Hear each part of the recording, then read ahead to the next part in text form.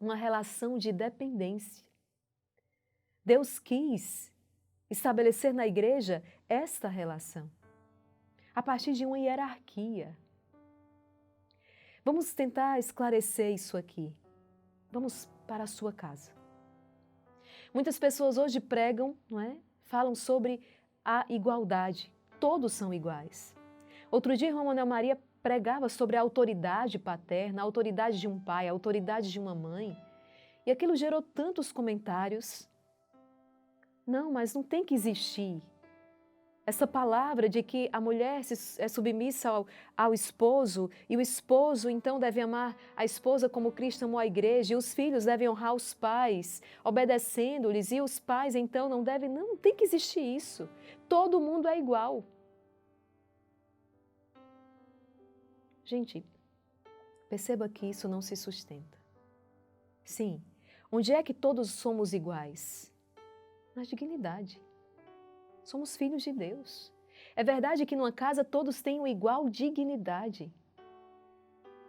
Mas é uma igualdade em papéis diversos.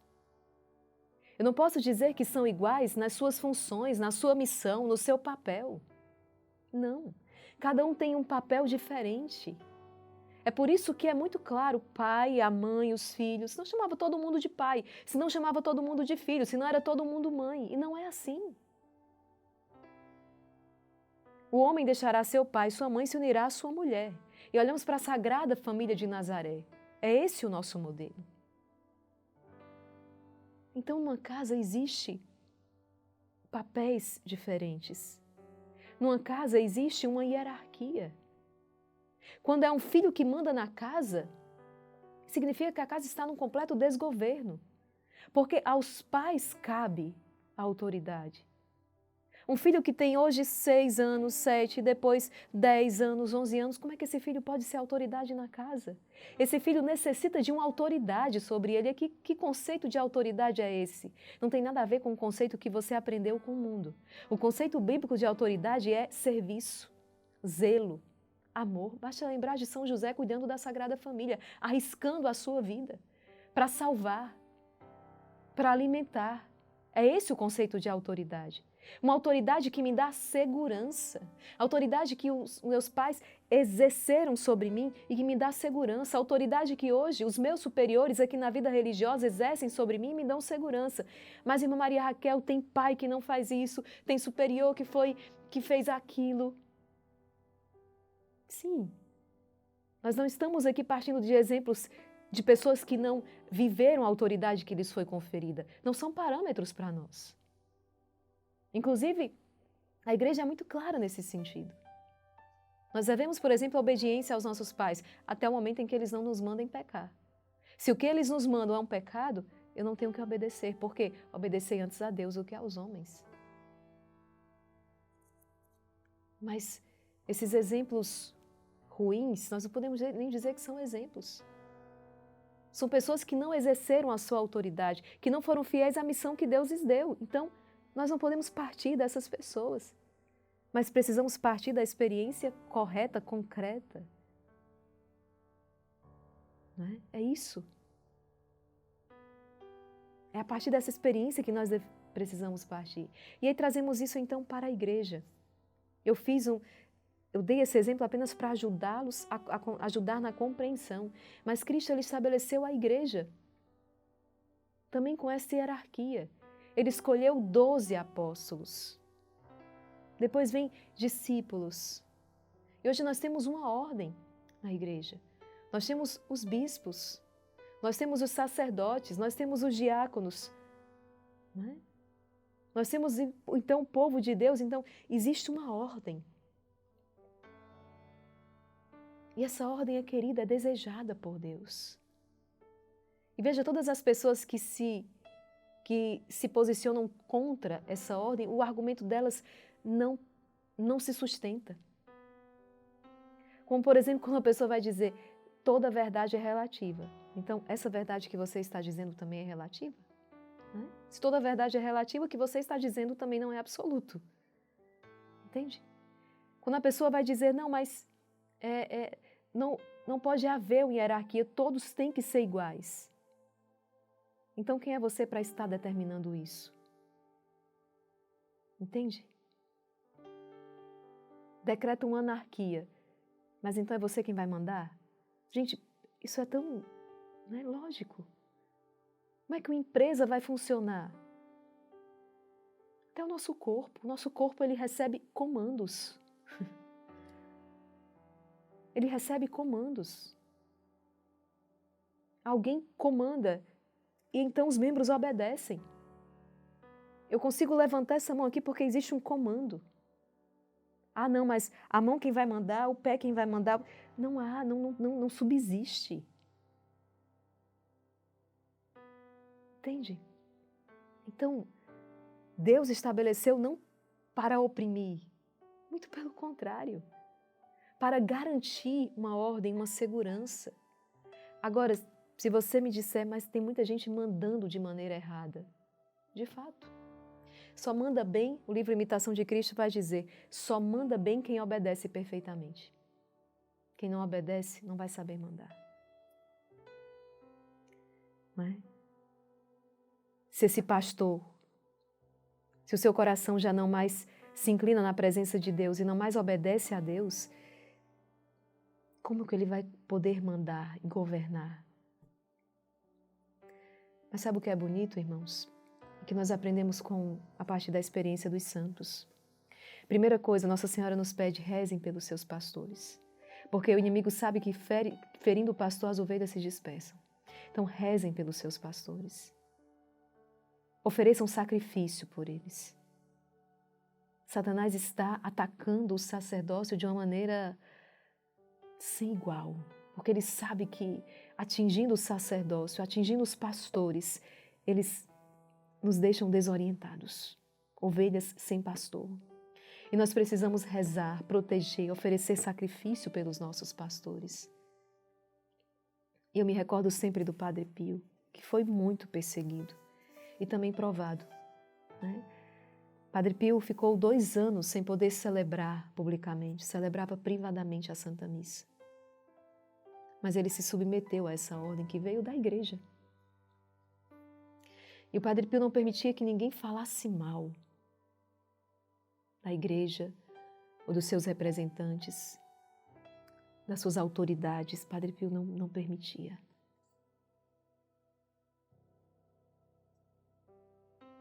Nós precisamos ter muito cuidado com isso. Não é dizer que o errado é certo. Nós precisamos parar um instante e diante de Deus entender, no meio de tanta confusão, qual é a minha missão, qual é o meu papel. E que qualquer agir da minha parte seja fruto da minha vida de oração, de sacrifício pelos pastores. Que qualquer ação da minha parte seja fruto de um coração que ama, que deseja salvar. Eu não posso ser movido por outro desejo, de condenação, de vingança, de ódio, de indignação, de raiva. Eu preciso silenciar o meu coração na presença de Deus. E então entender de Deus aquilo que eu devo fazer. Porque o Senhor diz também, né? O Senhor vai dizer que lobos se vestirão em peles de cordeiro, né? Eis que vos envio. Eis que vos envio. Como cordeiros no meio de lobos. E de fato, lobos que vão se vestir em pele de cordeiro, mas que são lobos. E que vêm para fazer perecer o povo de Deus. Por isso que nós precisamos entender o que é a voz da igreja. Porque quando qualquer pessoa, né, ainda que constituída legitimamente como autoridade, quando a sua voz destoa daquilo que é a voz de Deus, daquilo que é a voz da igreja, daquilo que é a fé de sempre, ela começa a falar em nome próprio, e já não mais em nome de Deus e da igreja. E aqui nós precisamos ter muito cuidado. Eu, quando falo aqui com vocês, né, Eu estou falando em nome do Instituto Hesed. A voz, na verdade, não é? É o Instituto Hesed que está sendo aqui. Por quê? Porque eu sou membro do Instituto Hesed. E se de repente eu chego aqui e começo a falar coisas que não expressam o carisma, a espiritualidade, não é? Que não representa, que não é aquilo que de fato, né? O que de fato é o Instituto Hesed, então já não mais posso estar aqui falando para vocês. Quando eu começar a falar, né, defendendo as minhas ideias, os meus conceitos, então já não estou falando mais em nome do Instituto Hesed. Entende? O inimigo, ele sabe, ele tem pavor dessa hierarquia, ele tem pavor do colégio apostólico, ele tem pavor, porque ele sabe que a estes homens, bispos, né, presbíteros, foi dado poder. Está aqui. Deu-lhes poder para expulsarem os espíritos maus e para curarem todo tipo de doença e enfermidade. Olha o que o Missal diz, gente. Nos seus apóstolos enviados em missão, é Jesus que caminha pelo mundo. Nos apóstolos, né, os bispos, enviados em missão, é Jesus que caminha pelo mundo. Seus poderes são os mesmos dele, ele os manda. A provisória limitação que deverão observar na missão experimental da Galiléia é a mesma que ele se impôs. Devem proclamar a vinda do reino com as suas próprias palavras. Interessante que o Missal também vai dizer, não é? Essa atitude, oriunda de um motivo de fé. Ou seja, quando nós acolhemos com fé esta verdade, e mesmo olhando para um homem cheio das suas fraquezas, das suas misérias, como por exemplo ali, não é? No sacramento da confissão, o que é que meus olhos veem? Um homem tão fraco quanto eu, ou talvez mais fraco do que eu, que também tem os seus pecados, que também precisa confessar-se ele como outro sacerdote. Mas quando, embora os meus olhos humanos vejam apenas o homem, meus olhos da fé veem o próprio Cristo nele. É isso que o Missal está dizendo. Uma atitude oriunda de um motivo de fé, capaz de superar as dificuldades criadas pelas inevitáveis fraquezas humanas. Eu preciso ter fé. E como crer? Por que crer em tudo isso, irmã Maria Raquel? Porque Jesus disse. Porque foi assim que Deus dispôs. E a maior prova é ver uma igreja há mais de 2000 anos, apesar de toda a fraqueza e miséria humana, apesar de tantas insídias do diabo, de pé. Uma igreja viva. Sem ela, fora dela, não há sacramento. Não há batismo, não há eucaristia, não há crisma, não há confissão, não há matrimônio, não há sacerdócio. Não há.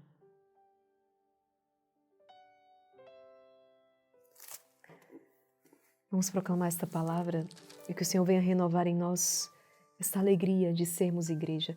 O Missal traz um comentário aqui que eu não sei. Diz, cada vez mais os cristãos tomam consciência de serem igreja.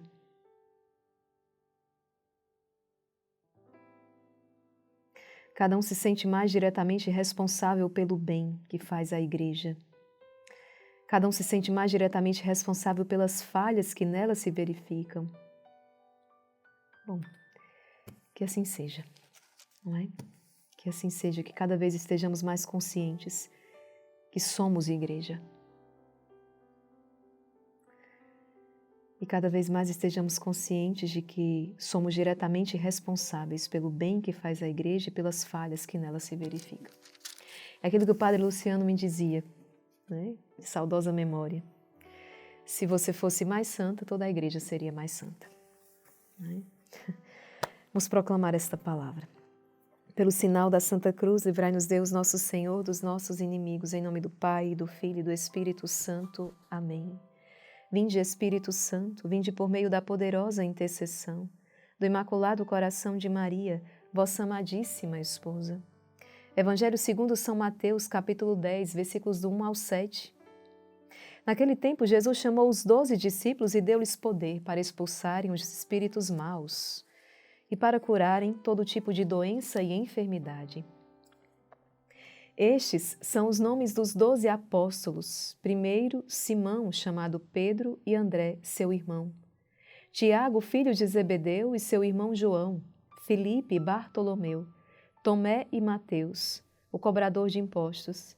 Tiago, filho de Alfeu, e Tadeu. Simão, o zelota, e Judas Iscariotes, que foi o traidor de Jesus. Jesus enviou estes 12 com as seguintes recomendações: não deveis ir aonde moram os pagãos, nem entrar nas cidades dos samaritanos, e diante as ovelhas perdidas da casa de Israel. Em vosso caminho anunciai, o reino dos céus está próximo. Palavra da salvação, glória a vós, Senhor.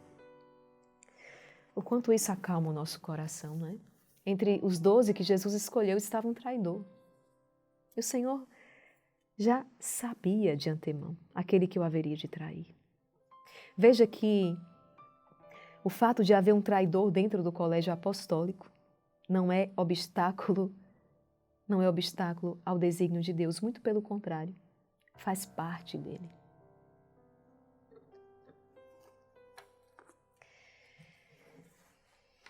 Entende? A provação nos deu um grande santo, São Padre Pio.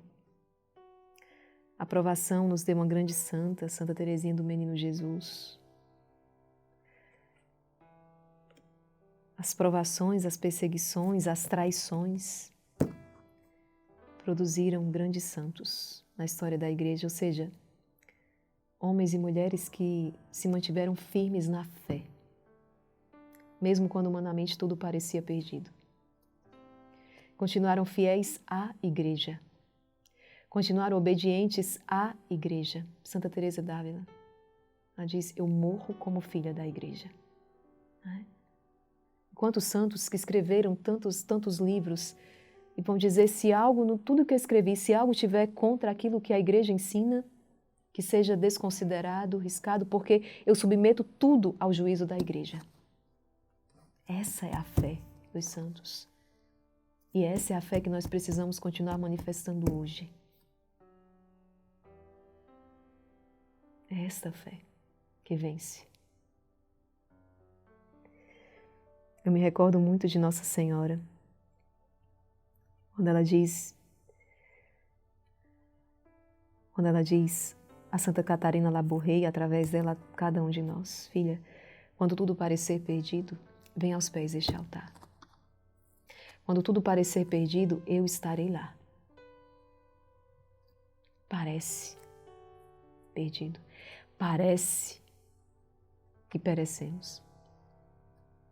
É aquela experiência de Jesus morto na cruz, né? Parece que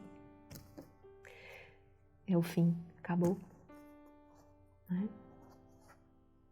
Mas não. Como diz um belíssimo canto, foi só o começo de uma belíssima história de amor. Por quê? Porque ele ressuscitou, ele está vivo. A Igreja permanecerá. Decidamos permanecer com ela. Amém. Confiemo-nos àquela que é a mãe da Igreja, a Santíssima Virgem Maria. Pelo poder que lhe concedeu Deus Pai, Ave Maria, cheia de graça, o Senhor é convosco. Bendita sois vós entre as mulheres, e bendito é o fruto do vosso ventre, Jesus. Santa Maria, Mãe de Deus, rogai por nós, pecadores, agora e na hora de nossa morte. Amém. Pela sabedoria que lhe concedeu Deus Filho, Ave Maria, cheia de graça, o Senhor é convosco. Bendita sois vós entre as mulheres, e bendito é o fruto do vosso ventre, Jesus. Santa Maria, Mãe de Deus, rogai por nós, pecadores, agora e na hora de nossa morte. Amém. pelo amor que lhe concedeu Deus Espírito Santo. Ave Maria, cheia de graça, o Senhor é convosco. Bendita sois vós entre as mulheres, e bendito é o fruto do vosso ventre, Jesus. Santa Maria, Mãe de Deus, rogai por nós, pecadores, agora e na hora de nossa morte. Amém. Rogai por nós, Santa Mãe de Deus, para que sejamos dignos das promessas de Cristo. Em nome do Pai, e do Filho, e do Espírito Santo. Amém. Não esqueça, permaneça firme no propósito, nesses 21 dias do jejum de Daniel, e juntos vamos experimentar o sobrenatural, a graça, a glória de Deus. Com certeza, já estamos sendo aí transformados interiormente pela força da oração e do jejum. E tantas outras graças virão. Deus abençoe você e até o nosso próximo encontro, se Deus quiser.